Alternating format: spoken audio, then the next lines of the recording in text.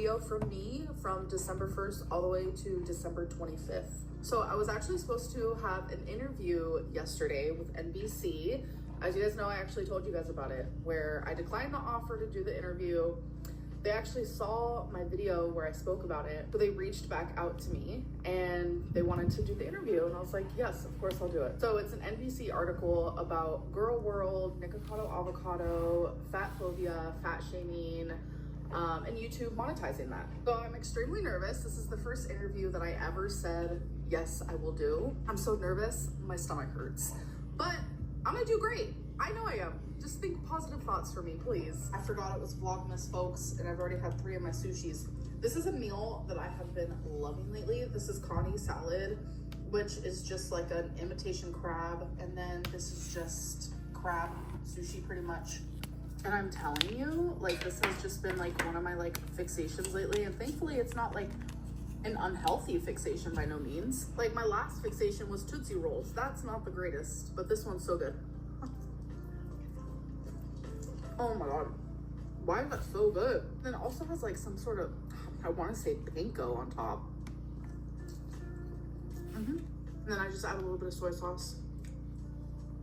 And also the sushi has avocado, which is my fave. Okay guys, we have a little bit of a grocery haul because I am gonna cook dinner tonight. So this will be the first time that I've made spaghetti for Tommy, so I'm excited for her to try it. So I needed some minced garlic, black pepper, garlic salt, my all-time favorite spaghetti sauce, which is the roasted garlic in Classico. The brand is Classico. Also got some Parmesan cheese.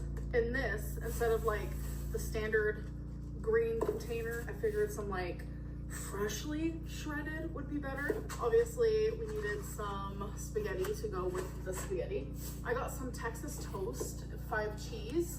I always have this with spaghetti. It's just like literally every era of my life I've been in, whenever someone cooks spaghetti, they always have Texas toast. Like, it's just a given. And I do like to put white onion, like cook it, in the meat, which I got ground beef, 90% lean, 10% fat. And then for a side, I got like a pre-made Caesar salad chopped kit that you just mix all together. All right, you guys, dinner time it is. I'm just cooking these onions and garlic down a little bit, and then I'm gonna add the meat. I have the water boiling. All right, so I seasoned the meat and I've been cooking that. The water is pretty much almost done boiling. So what I like to do when I make spaghetti, I like to break the noodles in half and make it like that. I also added some salt to the water, by the way. My mom taught me when I was younger that if you add salt to boiling water, that it makes the water boil faster.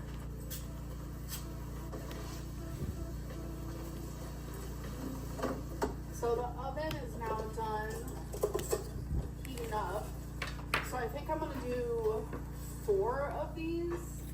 So we both have the option of having 2 if we want. All right, I'm gonna put it in the oven. All right, so the meat is finished. So now I'm gonna add the sauce. I'm just gonna let this simmer for about 10 minutes, 12 minutes.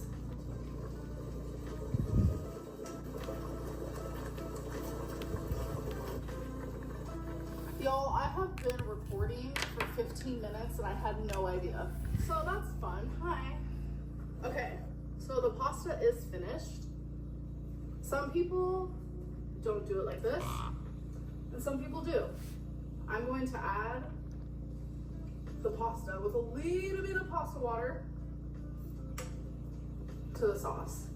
And then I'm gonna stir it. All right, so spaghetti's done, salad's done, so is the Texas toast. Tommy will be home from work literally less than 5 minutes, so the timing was perfect. We thought we saw a fire. Don't tell that story. Amberlynn wanted to come. No, we literally called 911 because we thought we saw a fire. It was a fire, to be fair. To be fair, it was a fire. It was behind this like plastic. Here, I'll show you guys like a little clip. It was behind this like plastic type deal. Like it's literally flickering. There was a space heater left on by accident and it's starting to smoke and malfunction. Yeah. There was smoke, it smelled like fire, and we just did not know. It was a brand new building. So, you know, with an electrical. Yeah, we were driving past it, and when the cops got there, they were like, okay, they explained what it was. Yeah. They explained what it was once they saw it, and but the cop even said, like, I saw it and I was like, oh shit. So he got it, like you think this. But it wasn't a fire. It was a space heater, and it was actual flames in the space heater. He said that was accurate, but I guess it was supposed to be there. God. Yeah, I apologized profusely to the cop. I was like, I'm sorry, I feel stupid. Anyways. The cop drives up, you're like hanging out the window. Over here! We were the ones that called! He's like, oh. Bye! That's hectic, babe. Like, wow. You're not shy at all. I am shy. That was cute. Did you think he was cute? Hell no. I saw you eyeballing him. Oh, here we go, folks. I thought the cop guy was cute. We just tried to save the day. I did not talk like that. A little bit more,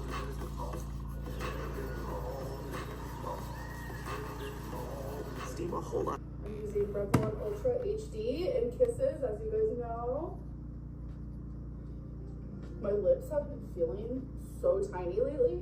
But honestly, that might be because my face just, you know, I have gained a little bit of weight, so my face is looking more plump than usual. Okay, guys, hi. So it is late at night. I did not vlog throughout the day. I genuinely had such an amazing day. Like, hi. That's besides the point. I'm actually here right now because I want to answer some questions about Rarity and updates on her. But sadly, still hasn't been found. We've had leads, and whenever that happens, we go directly to where people say that they think that they saw her, but still no luck, sadly.